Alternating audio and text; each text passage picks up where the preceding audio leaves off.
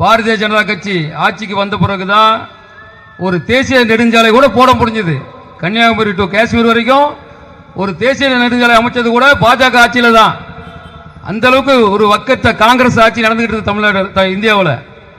அந்த காங்கிரஸ் ஆட்சிக்கு மாற்றாக தான் பாஜக வந்து இன்னைக்கு 4 வழிச்சாலை மட்டும் இல்ல 14 வழிச்சாலை வரைக்கும் போட்டோம். கிட்டத்தட்ட தமிழகத்துக்கு ஒரு 11 மெடிக்கல் காலேஜ் கொடுத்திருக்கோம். ஆனா அந்த திமுக அரசு என்ன பண்ணிட்டு இருக்காங்க? அவங்க அமைச்சர்கள் மருத்துவக் கல்லூரி ஆரம்பிக்கிறதுக்கு தான் ஒத்துழைப்பு கொடுத்துட்டு இருக்காங்க. ஏழை மாணவர்கள் படிக்கக்கூடிய ஒத்துழைப்பு கிடையாது. ஆனா நீட்டு மேல ஒரு பழி போடுறாங்க. இன்னைக்கு ஏழை மாணவர்கள் டாக்டர் காரணம் நம்ம பாரத பிரதமர் மோடி அவர்கள். அதுக்கு ஒவ்வொரு தமிழரும் நன்றி சொல்லணும். அதை கூட அந்த நன்றி சொல்ல விடாம தடுக்கிறதுக்காக நீட்டு மேல வீணான பழிகளை சுமத்தி இந்த ஏழை மாணவர்கள் படிக்க விடாம தடுக்க முயற்சி பண்றாங்க திமுக. திமுக மட்டும் இல்ல, கூட்டணி கட்சி காங்கிரஸ் சேர்த்தான் சொல்றேன். ஒரு கள்ளச்சாராயத்தால நூத்துக்கணக்கான பேர் இறந்திருக்காங்க. அதுக்கு பதில் சொல்ல வக்கில்லாத ஒரு திமுக ஆட்சி நடந்துகிட்டு இருக்கு. இந்த மின்சார கட்டணம் தமிழ்நாட்டில் உங்களுக்கே தெரியும், தினம் தினம் ஒரு கட்டணம் ஏறிக்கிட்டு இருக்குது. நம்ம யாராவது கேட்கிறோமா? கிடையாது. அதே திமுக என்ன பண்ணிட்டு இருக்காங்க? பால் விலை கூட்டினாங்க, எல்லா விலையுமே கூட்டிட்டு இருக்காங்க, சொத்து வரியை கூட்டினாங்க, நம்ம எதுவுமே கண்டுக்கல. ஆனா இந்த மக்களை கேட்டுக்கிறது கொஞ்சமாவது நம்ம சூடு சொரணை வந்து பாஜகவுக்கு கொஞ்சம் நம்ம மாற்றி ஓட்டு போடணுங்கிறத யோசிக்கணும்னு கேட்டுக்கிறேன். இந்த மத்திய பட்ஜெட்டில் கிட்டத்தட்ட தமிழகத்துக்கு எதுவுமே பண்ணலங்கிற மாதிரி ஒரு பொய்யான பிரச்சாரத்தை மேற்கொண்டிருக்காங்க. அதுக்கு பதிலடி கொடுக்கும் விதமாக தான் நம்ம தலைவர்லாம் வந்திருக்காங்க.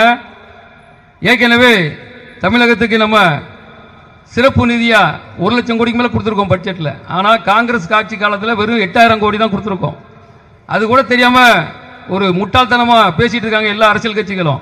தமிழகத்துக்கு கிட்டத்தட்ட 10 லட்சம் கோடிக்கு மேல நம்ம இந்த 10 ஆண்டுல கொடுத்துருக்கோம். இதெல்லாம் மறந்துட்டாங்க போல தெரியுது.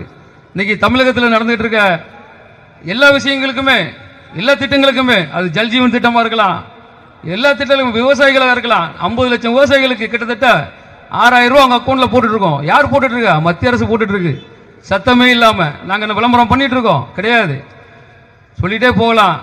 அது வந்து மெடிக்கல் திட்டமா இருக்கலாம், அனைவருக்கும் வீடு திட்டமா இருக்கலாம். கிட்டத்தட்ட 10 லட்சம் வீடு கட்டி கொடுத்துருக்கோம் தமிழகத்தில். இன்னும் 10 லட்சம் வீடுகளுக்கு இப்போ நம்ம கொடுக்க போறோம். இந்தியா முழுக்க 3 கோடி வீடு கட்ட சொல்லி நம்ம பிரதமர் உத்தரவு போட்டிருக்காரு. இந்த பட்ஜெட்டில் நிதி ஒதுக்கி இருக்கிறாங்க. அந்த மாதிரி நிறைய திட்டங்கள் இருக்குது. ஆனா தமிழக அரசியல்வாதிகள் எல்லாம் மூடி மறைக்க பார்க்கறாங்க. அவங்களுக்கு இந்த கூட்டணி வகையில கண்டனம் தெரிவித்துக் கொண்டு தமிழகத்துக்கு பாஜக செஞ்சிருக்கிறது இன்னும் நிறைய செஞ்சிட்டு இருக்காங்க. இவங்க வெளியே சொல்றது இல்லை. இன்னைக்கு தமிழகத்துக்கு நிதி ஒதுக்குறது இல்லைன்னு மாதிரி ஒரு பொய்யான பிரச்சாரத்துக்கு மேற்கொண்டிருக்காங்க. அது தவறான விஷயம் சொல்லிக்கொண்டு 2024 பாராளுமன்ற தேர்தலில் பாரதிய ஜனதா கட்சிக்கு நமது மத்திய கிழக்கு மாவட்டத்தில் அதிமுகவை பின்னுக்கு தள்ளி கிட்டத்தட்ட 1,70,000 வாக்குகளை தந்த அனைத்து நிர்வாகிகளுக்கும் பொதுமக்களுக்கும் பாஜக சார்பில் நன்றியை தெரிவித்துக் கொண்டு வருகின்ற 2026 நமது மாநில தலைவர் அண்ணாமலைஜி அவர்கள் தலைமையில் பாஜக ஆட்சி தமிழகத்தில் அமையும் என்று கூறிக்கொண்டு நன்றி கூறி விடைபெறுகிறேன். நன்றி, வணக்கம்.